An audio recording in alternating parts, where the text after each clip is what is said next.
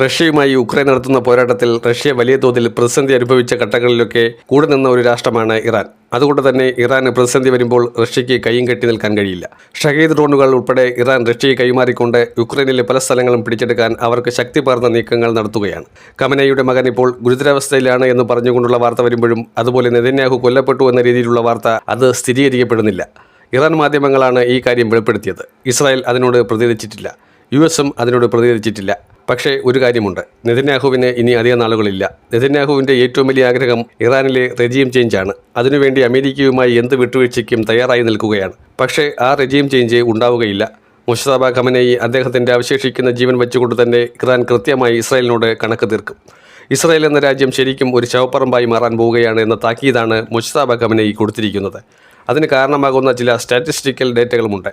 മുസ്തഫ ഖമനേയിയെ സംബന്ധിച്ചിടത്തോളം ഇപ്പോഴത്തെ സാഹചര്യത്തിൽ ഈ വർഷം ഏറ്റവും നിർണായകമായി റഷ്യയുമായി ചില കരാറുകളിലേക്ക് ഏർപ്പെട്ടിരിക്കുകയാണ്. റഷ്യയുമായി 2 പ്രധാനപ്പെട്ട കരാറുകളിലേക്ക് എത്തുമ്പോൾ ഇറാൻ്റെ അണവശേഷിയുമായി ബന്ധപ്പെട്ട വിഷയത്തിൽ അമേരിക്കയ്ക്കോ അതുപോലെ തന്നെ അറ്റോമിക് എനർജി ഫെഡറേഷനോ തൊടാൻ പോലും കഴിയാത്ത രീതിയിലുള്ള ഒരു സമ്പൂർണ്ണ സുരക്ഷാ പാക്കേജ്, അതാണ് ഏറ്റവും നിർണായകമായി ഇറാൻ റഷ്യയുമായി ഒപ്പുവയ്ക്കുന്ന കരാർ. ഈ കരാറിലൂടെ ഇറാൻ കൂടുതൽ ശക്തി കൈവരികയും ആണവ സമ്പുഷ്ടീകരണം ഉൾപ്പെടെയുള്ള പദ്ധതികൾക്ക് യാതൊരു രീതിയിലുള്ള വിള്ളൽ വരാതിരിക്കുകയും ചെയ്യും. കാരണം ഇറാനെ സംബന്ധിച്ചിടത്തോളം ആണവ സമ്പുഷ്ടീകരണം ഉറപ്പുവരുത്തുക എന്നുള്ളത് 2029 പരിപൂർണമായി ആണവയുദ്ധം നടത്താൻ ശേഷിയുള്ള ഒരു അവസ്ഥയിലേക്ക് കൊണ്ടുവരിക എന്നതുകൂടിയാണ്.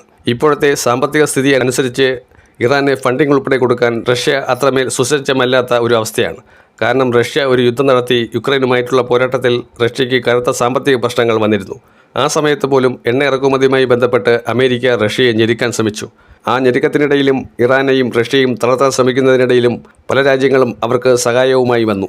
നമ്മുടെ രാജ്യവും വലിയ തോതിൽ അമേരിക്കയുടെ പല ഭീഷണികളെയും വകവയ്ക്കാതെ എടുത്ത തീരുമാനങ്ങളുണ്ട്. ഇവിടെ ഇറാൻ 2029 പരിപൂർണമായി ആണവ സജ്ജീകരണം രൂപീകരിച്ചാൽ ഇപ്പോൾ തന്നെ ഇസ്രായേലിന് താങ്ങാൻ കഴിയുന്നില്ല.